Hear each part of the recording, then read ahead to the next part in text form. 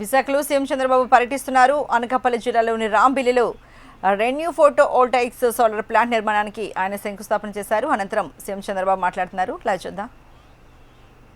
రాబోయే 2-3 సంవత్సరాల్లోనే కనీసం 40 లక్షల ఇండ్లకి రూఫ్ టాప్ పైన కరెంటు ఉత్పత్తి కేంద్రాలు పెట్టించే బాధ్యత ఈ ప్రభుత్వం తీసుకుంటాం. ఎస్సీ ఎస్టీలకి ఉచితంగా ఇస్తాం. 2 కిలోవాట్లు 60,000 రూపాయలు ఉచితంగా ఇస్తాం. అదే మరి అందరికి కూడా 78,000 రూపాయల వరకు 3 కిలోవాట్ల వరకు ఉచితంగా ఇస్తాం. ఆ పైన ఖర్చు అయితే మీరు పెట్టుకోవాలి. బీసీలకు 98,000 ఇస్తాం. ఆ పైన అయితే అంటే అదనంగా ఒక 20,000 ఇస్తాం. ఆ పైన అయితే మీరు పెట్టుకోగలిగితే ఇంకా మీరు కరెంటు ఛార్జ్ కట్టే పరిస్థితి లేదు, ఉండదు. దానివల్ల మాకు కూడా గ్రిడ్కు కూడా అదనంగా వెసులుబాటు వస్తుంది. నేను ఒకటే ఇప్పటికే మీరు చూస్తున్నారు, ఎక్కడికక్కడ ట్రాన్స్మిషన్ లాసెస్ లేకుండా కరెంటు ఉత్పత్తి చేసి అక్కడే వాడుకునే కార్యక్రమానికి కూడా ముందుకెళ్ళాం. ఒక సమర్థవంతంగా పనిచేస్తున్నాం.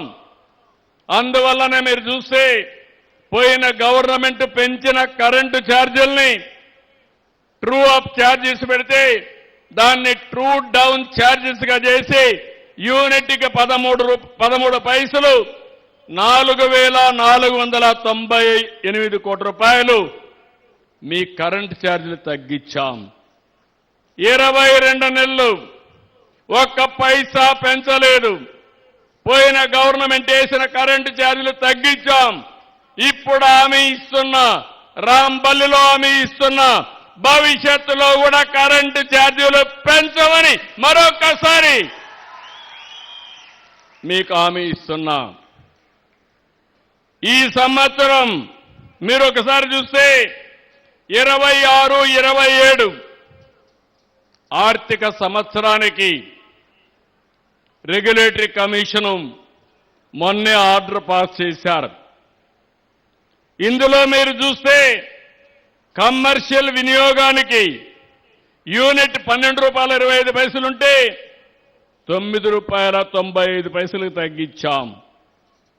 23 లక్షల మంది రైతులకి 9 గంటలు ఎలాంటి ఆటంకం లేకుండా ఉచిత విద్యుత్ ఇస్తున్నామని చెప్పి కూడా నేను మీకు తెలియజేస్తున్నా.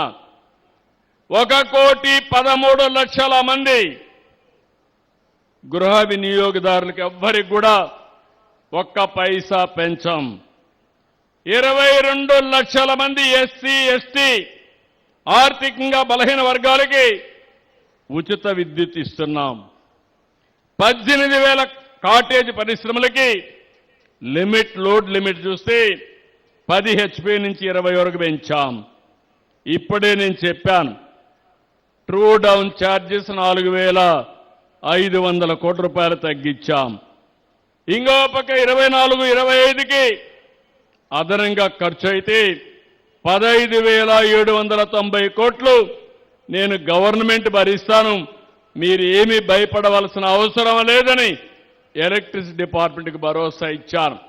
నేను ఒకటే హామీ ఇస్తున్నా, నా అనుభవం మొత్తం ఉపయోగించి కరెంటు ఛార్జీలు పెంచకుండా ప్రతి ఒక్కరికి ఎంత కరెంటు కావాలనో అంత సరఫరా చేసే బాధ్యత ఈ ప్రభుత్వానిదని మరొక్కసారి హామీ ఇస్తున్నా. ఇంకొక పక్క 22 నెలలు 802 ప్రాజెక్టులు వచ్చాయి. 20,74,000 కోట్ల రూపాయలు పెట్టుబడులకి ఒప్పందాలు జరిగాయి. ఇవి వస్తే 24 లక్షల మందికి ఉద్యోగాలు వస్తాయి. అందరూ చేసినట్టు నేను ఎంఓయూలు చేసి ఎక్కడో మూలపడేయడం లేదు. అనునిత్యం దీని మీద శ్రద్ధ పెట్టాం. నెలకొకసారి SIPC జరుగుతుంది. ఆ నెలలోనే SIPB జరుగుతుంది. అదే నెలలో కేబినెట్ జరుగుతుంది.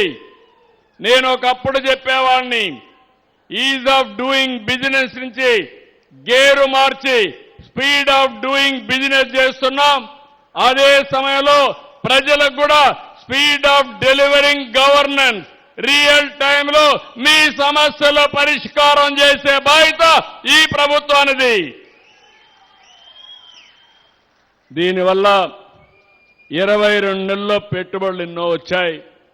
ఒక తృప్తి, ఒక ఆనందం. ఈరోజు నేను ఇక్కడికి వచ్చాను.